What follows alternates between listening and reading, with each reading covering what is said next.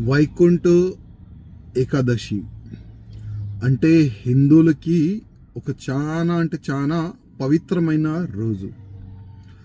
ఆ వైకుంఠ ఏకాదశి రోజు చాలా వరకు హిందూ భక్తులు తిరుపతి వెళ్ళాలి.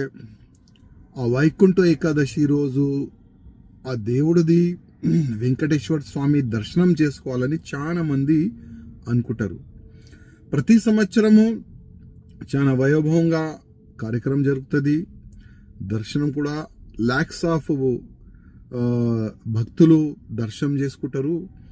కానీ దురదృష్టం ఏంటంటే నిన్న ఒక తోకిస్లాటలో 6 మంది చనిపోయినారు. దాంట్లో 5 మెంబర్స్ మహిళలు ఉన్నారు. ఇంకా 48 మెంబర్స్ దాంట్లో ఇంజిట్ కూడా అయినారు ఆ తోకిస్లాటలో. అంటే ఇది ఎవరు తప్పు ఏంది, దానికి ఒక డీప్గా ఎంక్వైరీ జరపాలని నేను ఆంధ్రప్రదేశ్ ముఖ్యమంత్రి గారికి కోరుతున్నాను. అదేవిధంగా ఇవాళ వీడియోలో మనం చూస్తున్నాము, మీడియా పరంగానే మనకు తెలుస్తుంది అసలు ఎవరు తప్పు ఉందని. ఒకవేళ పోలీసులు సడన్గా ఆ గేటు తెరవకపోతే ఆ యాక్సిడెంట్ జరిగేది కాదని అక్కడ ఉన్న సాక్ష్యాలు చెప్తున్నారు. అసలు ఇది వాస్తవమేనా, అసలు ఎవరు తప్పు ఉంది అని కొద్దిగా డీప్గా ఎంక్వైరీ చేయాలని నేను మా నాయుడు ముఖ్యమంత్రి గారికి రిక్వెస్ట్ చేస్తున్నాను. అదేవిధంగా 6 చనిపోయినారు.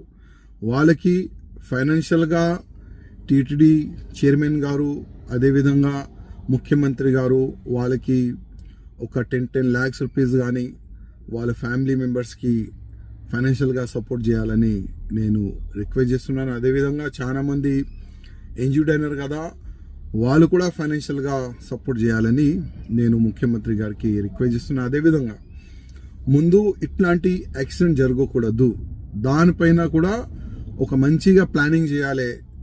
లక్షల మంది తిరుపతి దేవస్థానంకి వస్తారు.